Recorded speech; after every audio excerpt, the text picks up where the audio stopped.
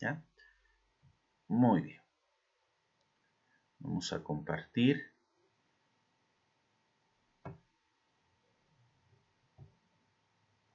¿Me confirma la delegada si se está viendo mi pantalla, por favor? Sí, profesor. Listo. Muy bien. Vamos a hablar acerca de la monografía. Ya en las clases pasadas hemos estado desarrollando el tema de redacción. El último documento del que hablábamos era acerca del ensayo, un documento esencial en la investigación y en el trabajo académico universitario. Y si el ensayo es fundamental, ¿no?, porque nos ayuda a ejercitarnos en la redacción científica, la monografía lo es mucho más, porque agudiza nuestra capacidad de investigación y revisión de distintas referencias bibliográficas, hemerográficas, linkográficas, etc. La monografía nos permite darle forma a un trabajo de investigación, principalmente documental. ¿Qué es la monografía? Disculpe, ahí hay un error de carácter gramatical, lo corregimos. Dice ahí, una monografía es un tipo de documento expositivo o explicativo en el que se aborda un tema específico desde una o más perspectivas posibles. Consultas diversas, fuentes y hecha mano a material de apoyo, imágenes, fotografías, etc., hasta agotar lo más posible el abordaje del tema en cuestión. El término proviene del griego mono, que significa uno, y grafos, que significa escritura. Dicho de otra manera, la monografía es la investigación de un solo tema de estudio al cual se profundiza y del cual se dan a conocer los resultados de la investigación. ¿Ya? Por lo tanto, el documento que se produce con el nombre de monografía es el resultado de una consulta bibliográfica, hemerográfica, webgráfica, etc., que nos permite conocer a profundidad un tema específico. ¿Qué características presenta la monografía? Primero, recuerda que la monografía es de carácter descriptivo. Quiere decir que una monografía lo que nos permite a nosotros es examinar lo que se dice en los libros o en las revistas, etcétera, de diversas fuentes sobre un determinado tema. El objeto de estudio de la monografía está delimitado, no es amplio, es específico. Y tiene carácter de investigación documental porque precisamente recurrimos a diversas fuentes. Y es de carácter exploratorio porque nos permite conocer una información que está presente en el momento, ¿correcto? Es, por tanto, un estudio sincrónico de la información tal y como la hallamos en el momento presente. Por eso es que se recomienda que las fuentes bibliográficas que utilicemos para desarrollar nuestra monografía no sean muy antiguas, sino que sean fuentes bibliográficas o fuentes de referencia más recientes, de los últimos 5 años, ¿ya? Entonces, por ello, a la hora de buscar sus fuentes, esfuércense de que las fuentes sean lo más recientes posibles y que sean tan antiguas o que no excedan los 5 años de antigüedad. Las monografías son textos escritos cohesionados y coherentes, o sea, deben tener sentido y además deben ordenarse de manera lógica. Yo pienso que una monografía debiera tener el orden, el sentido deductivo, es decir, ir de lo más amplio o de lo más genérico a lo más específico. Por otro lado, la monografía es un tratamiento exhaustivo y extenso de una determinada materia o de un determinado tema, ¿correcto? Y por ello es que se debe investigar a profundidad. Se deben incluir distintas referencias, siendo las más importantes las referencias bibliográficas. El carácter básico de una monografía es el carácter expositivo, el punto de vista expositivo y objetivo centralmente. Y esto es lo que distingue a una monografía de un ensayo personal. En el caso del ensayo, prima la perspectiva subjetiva, ¿no? Pero en el caso de la monografía, lo más importante es la objetividad, ¿no? O lo que dicen otros autores con relación a un tema y cómo ellos contribuyen también a darle forma a nuestro pensamiento y el acuerdo que nosotros tenemos con relación a lo que nos brinda el autor de una determinada monografía. ¿Qué tipos de monografía existen? Básicamente, las monografías pueden ser de tres tipos. Las monografías de compilación, las monografías de investigación y las monografías de análisis de experiencias. ¿En qué se diferencian cada una de estas? Primero, las monografías de compilación son aquellas en las que sencillamente acudimos a diversas fuentes y presentamos un determinado tema.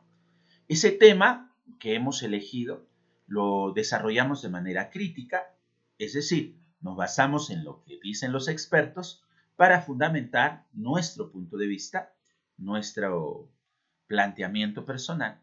Básicamente, las monografías de compilación son monografías documentales, ¿no es cierto? En el caso de las monografías de investigación, son aquellas en las que se analiza un tema que no ha sido desarrollado y en el cual nosotros buscamos realizar una demostración. Esto es una monografía más ya de carácter demostrativo, ¿no? Y el otro tipo de monografía es una monografía en la que se analizan casos específicos, donde se da a conocer una experiencia particular y se busca demostrar una verdad, ¿no? Implica el desarrollo o la aplicación de una práctica. Me preguntaba un alumno a través del Messenger qué tipo de monografía es el que van a presentar para mi curso. La monografía que yo estoy pidiendo es una monografía de compilación, ¿correcto? No les estoy pidiendo que me demuestren nada, tampoco les estoy pidiendo que me realicen un experimento, ¿no? Yo lo que pido es una monografía de compilación, o sea que se haga compilación, se documenten con relación a un determinado tema, de los tantos temas que hemos hablado nosotros en el curso y que lo puedan desarrollar, ¿no? Por ejemplo, y en todo caso relevar la importancia o destacar la importancia que tiene el tema para la carrera que ustedes están siguiendo, ¿no? Por ejemplo, si algún grupo elige desarrollar el tema, ¿no? Digamos, trabajo o técnicas grupales, ¿no? De participación grupal, y quieren hablar de una de esas técnicas, ¿no? Digamos, el foro, y quieren hacer una investigación sobre el foro, ¿no? Destacarán cómo el foro podría servirles a ustedes en la carrera profesional que están siguiendo. Entonces, capítulo número 1, hablarían de las técnicas de participación grupal, ¿no? Harían una teoría sobre eso. Capítulo 2, hablarían solo del foro, las características, las aplicaciones que tiene. Y capítulo 3, buscarían demostrar cómo el foro, como técnica, podría servir en el trabajo académico de la carrera profesional de educación en la especialidad de comunicación lingüística y literatura. Entonces, te das cuenta que vamos de lo general a lo particular, ¿no? Esa es la manera en la que, por ejemplo, se podría tocar uno de los tantos temas que hemos abordado en el curso. ¿Qué etapas se desarrolla en la investigación monográfica? Lo primero que debes hacer es elegir un buen tema. Después de haber elegido y delimitado el tema, porque no puede ser un tema muy amplio, debe ser un tema específico. Después de que has delimitado el tema, debes buscar información de manera preliminar para ver si el tema que has elegido se adapta o no a la investigación que vas a desarrollar. Recuerden que no todos los temas se pueden ajustar a la información monográfica, ¿no? Porque puede ser que tú elijas un tema demasiado original y probablemente no vas a encontrar la información. Entonces, por eso debes hacer una búsqueda preliminar para saber si el tema que has elegido, pues tiene fuentes a las cuales puedas referir. Entonces haces una lista. Recuerda que yo te he brindado a través de este curso una ficha que está justamente en la semana anterior, si no me equivoco, donde tú puedes ir registrando, ¿no?, tus fuentes. Eso te va a servir para que puedas organizar bien la información. Espero que la utilices. Después de que ya tienes la información, ya tienes las referencias, sabes en qué página está, sabes en qué biblioteca se encuentra, etc., elaboras un plan de investigación, ¿ya? Un plan de trabajo que vas a seguir, cronograma, ¿no?, que vas a cumplir para poder desarrollar tu trabajo, ¿no? En esta parte también es esencial la elaboración de un esquema tentativo de trabajo, ¿ya? Significa un sumario tentativo, ¿no?, de qué capítulos va a tener tu monografía, etcétera, ¿no?, qué subtítulos va a haber dentro, ¿no?, qué subtemas. Si ya tienes el esqueleto, entonces ya podrás desarrollar el siguiente momento de la investigación monográfica, que es la recolección de datos. Recolectas los datos y los organizas de acuerdo al esquema que has establecido. Luego organizas e interpretas adecuadamente esos datos y cuando ya los tengas bien organizaditos, produces la composición y redacción de tu trabajo, ¿no? Empiezas la redacción. Y ya cuando tengas la redacción, por lo menos debes realizar para una buena investigación monográfica 2 borradores. Revisas el primer borrador, pasas al segundo borrador, lo revisas y solo cuando ya hayas tenido tu segundo borrador y hayas realizado su revisión final, puedes presentar. Ya te he dicho y reitero, no puedes presentarme un trabajo que no haya sido debidamente revisado. En ese sentido, ustedes tienen una gran facilidad. Cuentan con todo un equipo de trabajo. No es una sola persona la que va a hacer todo esto. Como son varios, entonces varios van a estar encargados de hacer la revisión, corregir la ortografía, corregir la gramática, y eso les va a permitir presentar un buen trabajo de investigación, ¿no? Y al final se presenta la monografía, ¿no?, que es la comunicación de resultados que se va a presentar ante el profesor y luego se va a sustentar ante los compañeros con el uso de diapositivas, ¿no? A mí me lo presentan, obviamente, en PDF el trabajo escrito, y la sustentación de ese trabajo lo tienen que preparar aparte en unas diapositivas que se van a sustentar en clase a partir de la siguiente semana, y esa es su evaluación final. ¿Qué pasos debes seguir para el desarrollo de la monografía?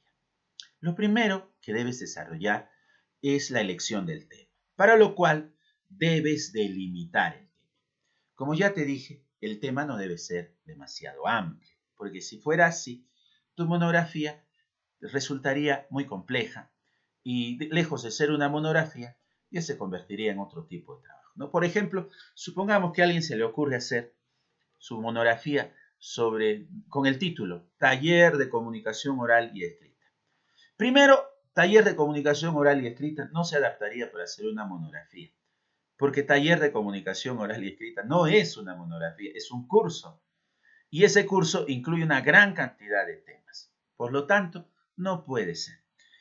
Como taller de comunicación oral y escrita no puede servir para hacer una monografía, elijo uno de los temas desarrollados en el curso, que podría ser, digamos, la redacción del ensayo, ¿no? Entonces digo, elijo el ensayo académico y voy a hacer mi monografía sobre el ensayo académico, ¿no? Cómo desarrollarlo, qué características presenta, tipos de ensayo, y luego cómo el ensayo es un tipo de documento esencial en la carrera de comunicación lingüística y comunicación y literatura, y eso estaría en el último capítulo.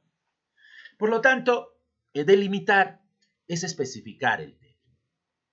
Identificar lo conocido y desconocido del tema. Por ejemplo, si el tema es alcoholismo y accidentes de tránsito, nos preguntamos qué es el alcoholismo, qué son los accidentes de tránsito, qué relación hay entre ellos. Entonces, debemos ir de lo más amplio a lo más genérico, ¿no? Y por lo general, como ya hemos visto, para que sea una buena monografía, yo debo relacionar por lo menos dos variables, ¿no? Por ejemplo, digo, el alcoholismo y los accidentes de tránsito. Ahí hay dos variables que voy a relacionar en mi trabajo monográfico, ¿no? En el caso de tu monografía, que es específica en la especialidad, dirás, pues no, el ensayo y su importancia en los estudios universitarios. Y ya tengo dos variables, ¿no? O si elijo el tema del discurso, ¿no? El discurso individual y la importancia en la carrera de comunicación lingüística y literaria. Y ya tengo dos variables. Entonces piensen en términos de establecer dos variables para delimitar el tema de su investigación. Precisar lo que exige el tema, se trata de ver hasta qué punto el tema es general o específico. Por ejemplo, el tema alcoholismo y accidentes de tránsito no es tan general como para explayarse sobre el alcoholismo, ya que los accidentes de tránsito determinan algo específico, ¿no? Por otro lado, no te olvides que para delimitar un tema, debes ver si vas a contar con todas las fuentes, ¿no? En el caso de ustedes, debido a las circunstancias que estamos viviendo, yo no sé si la biblioteca especializada de nuestra facultad esté funcionando, creo que no, pero bueno, sería interesante visitar, ¿no? Creo, porque hay algunas oficinas que sí están trabajando en la ciudad universitaria. En todo caso, contamos con la gran fuente de información del Internet y yo les recomendaría el uso del Google académico. El Google académico es más importante porque allí sí nos dan fuentes solamente de carácter institucional, académico, ¿no? Si empleas el Google comercial, a veces te arroja información que no sirve, pero el Google académico incluso hasta podrías especificar de qué año a qué año necesitas información y te sale la información ahí, ¿no? Y solamente fuentes validadas de corte académico, ¿no? Y no como las que aparecen en el Google comercial. Por otro lado, yo recomiendo que no uses información de Wikipedia y de las enciclopedias en general, porque las enciclopedias presentan información muy genérica. Vea documentos que sean mucho más valiosos, como son PDFs o artículos de investigación, ¿ya? Esas son fuentes valiosas, ¿no? O aquellas que están producidas en bibliotecas virtuales. Pero Wikipedia no es precisamente la mejor fuente de información, porque incluso la información que hay en Wikipedia muchas veces, y está comprobado, está desfasada, o hay información que se sustenta en mentiras y que no tiene una validez, o ya que Wikipedia es una enciclopedia a la cual cualquier persona puede crear información y publicarla por allí, y es más de corte comercial, ¿no es cierto? Entonces no les importa, no hay ninguna institución que avale Wikipedia. A ver, dime si Harvard apoya a Wikipedia o si grandes universidades como la de Oxford validen la información de Wikipedia. Y usted se va a dar cuenta que no es así. Por lo tanto, ¿cómo debe ser el tema delimitado? Debe ser sencillo, debe ser específico, debe ser de extensión manejable, debe ser un tema de valor, un tema delimitado, ¿no? Como ya lo hemos señalado. El segundo paso para la elaboración de la monografía es la recopilación de datos, como ya lo hemos visto. Para ello hay que acudir a bibliotecas, a lugares de interés, hay que desarrollar necesariamente lectura. No basta con ver el título y elegir el tema por el título. Es lo que ridículamente hacen los malos lectores. Si vas a elegir una información que vas a poner en tu monografía, no solo te guíes por el título, pues chico. Lee la información. Si no lees la información, ¿cómo vas a poder determinar el valor de la información que puedes poner? Lean de manera crítica, dirán, ¿esto me va a servir o no me va a servir? ¿No? Si no me sirve, ¿para qué lo sigo leyendo? ¿No? Entonces, si es información que no vale, la dejo a un lado, busco más, ¿no? Por eso debes tener mucha crítica de la información que estás buscando, ¿no? Y aquí se recomendaba antes el desarrollo de fichas bibliográficas, ¿no?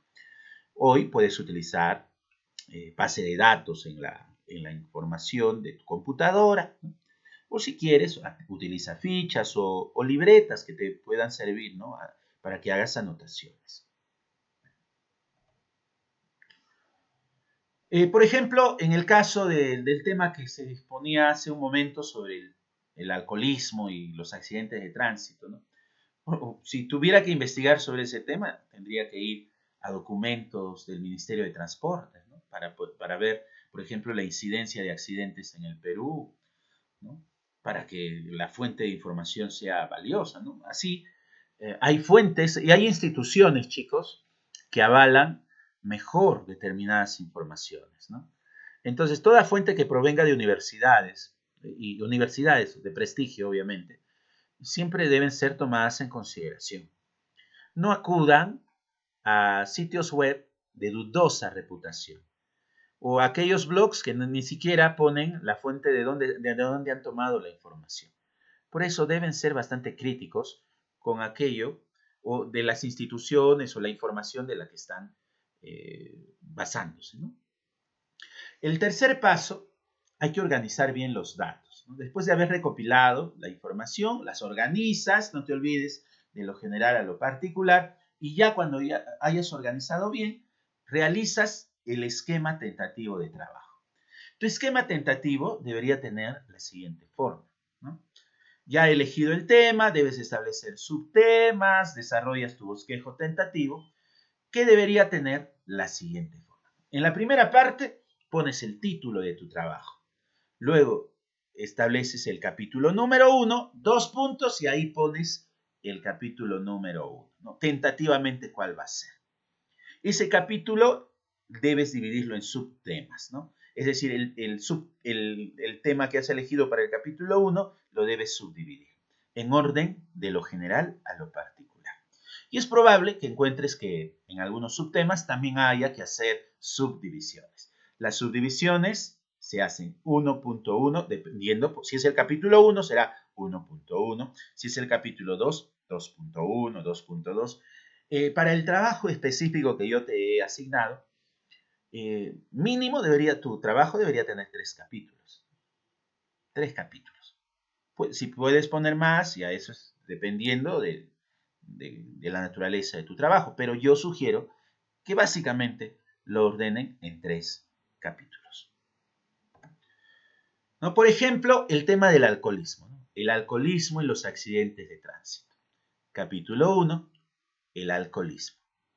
Noción, características fisiológicas, psicológicas y sociales, ¿no? Desgloso el tema del alcoholismo.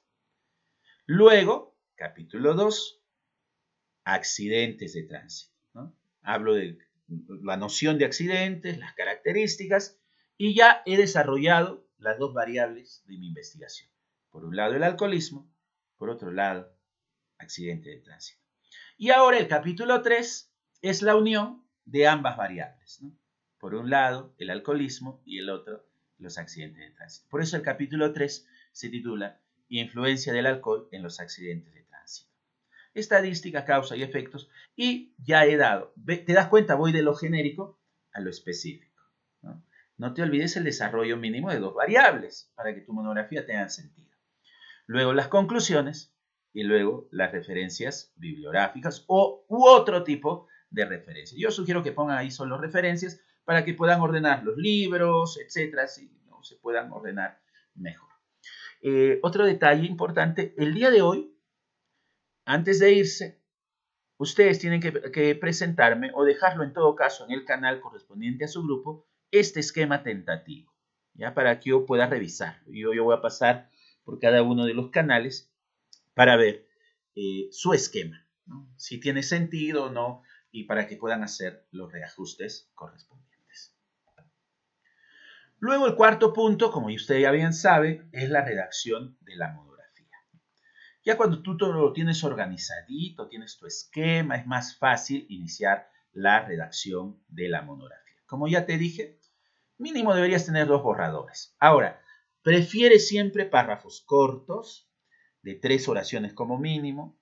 Tus oraciones deben ser cortitas, no deben ser demasiado extensas, de tal manera que la información se pueda decir de manera específica. Evita ser muy complejo. Por otro lado, no plagies, cita siempre a los autores a los cuales estás haciendo referencia. Ya te he explicado eso. Para las citas y referencias, vuelvo a decir, es el estilo APA. Citas y referencias, estilo APA. ¿Ya? Debemos también emplear citas, ¿no? Remitirnos a las fuentes, ampliar la información y con relación a las exigencias de presentación. Estas son las que quiero que cumpla.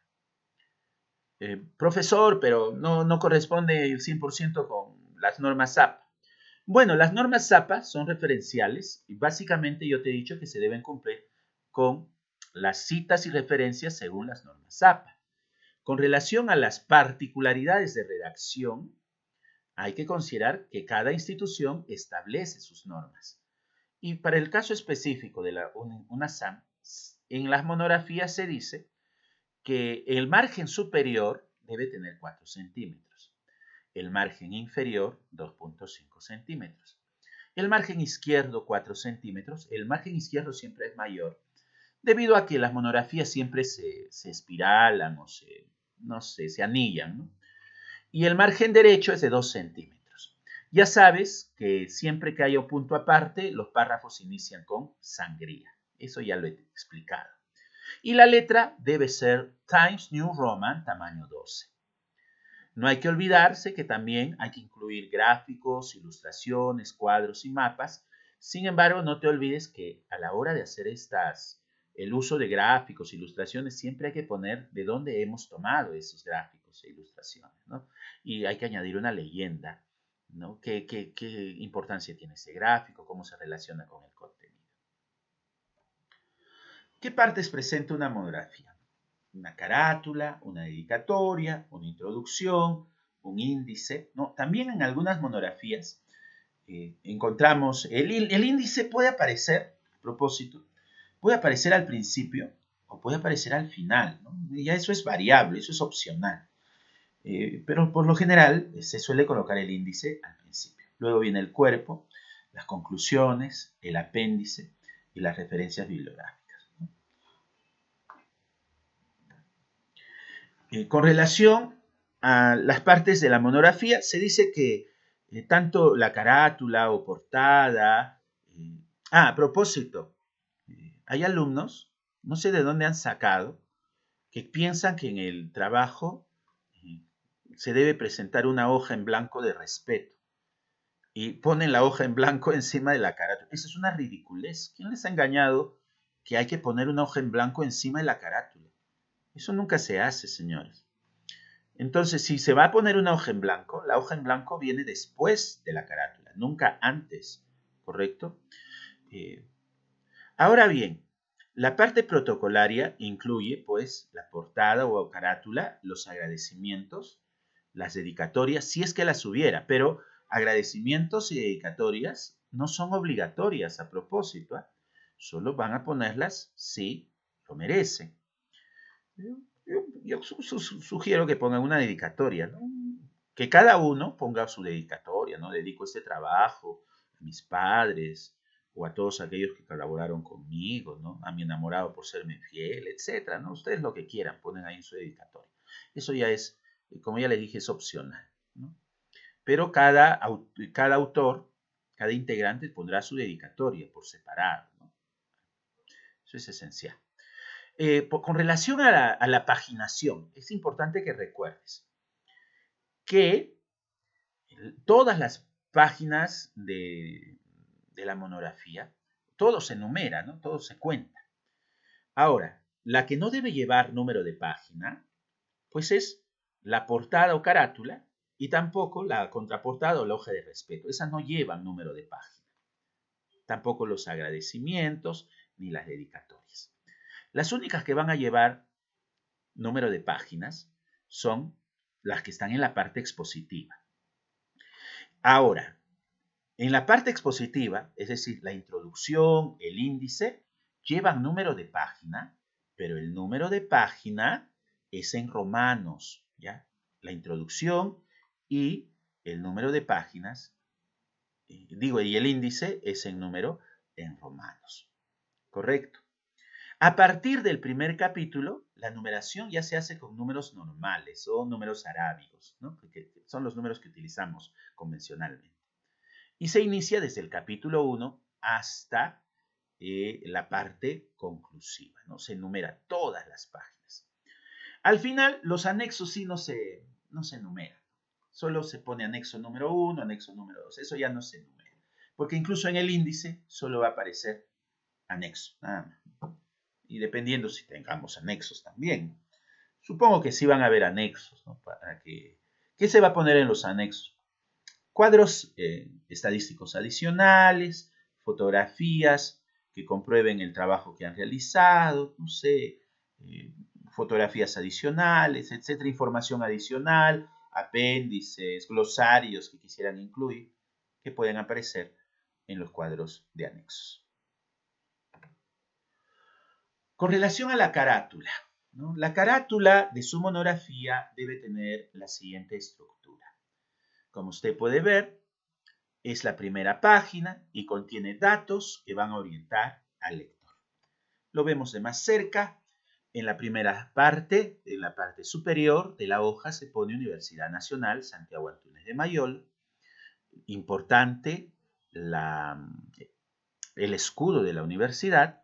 Luego debajo, las particularidades de nuestra facultad. Facultad de Ciencias Sociales, Educación y de la Comunicación.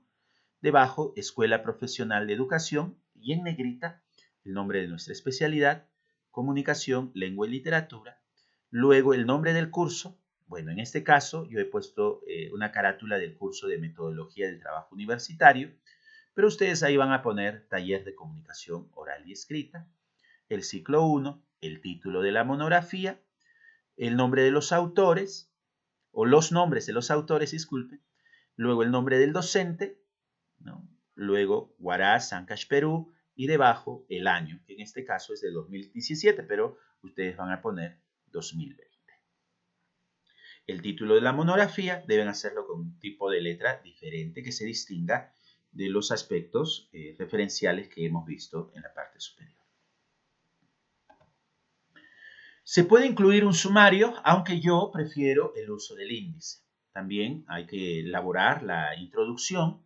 En la introducción, lo que se señala es el tema, qué procedimiento se ha seguido para desarrollar el trabajo, cómo es que surgió el interés por ese tema y cómo se ha estructurado la información, ¿no? Se hace una explicación de cómo se ha estructurado la información. La introducción es lo último que se debe escribir a la hora de producir el ensayo, ¿no? Digo, en la monografía, porque precisamente ya cuando has terminado todo tu trabajo sabrás cómo está esquematizado y todo, lo cual podrás explicar recién en la introducción.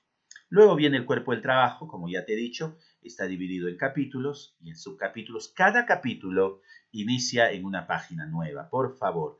Cada capítulo inicia en una página nueva. Luego vienen las conclusiones, ¿no? Las conclusiones del trabajo, que son lo más importante que se ha dado a conocer, ¿no? En la información.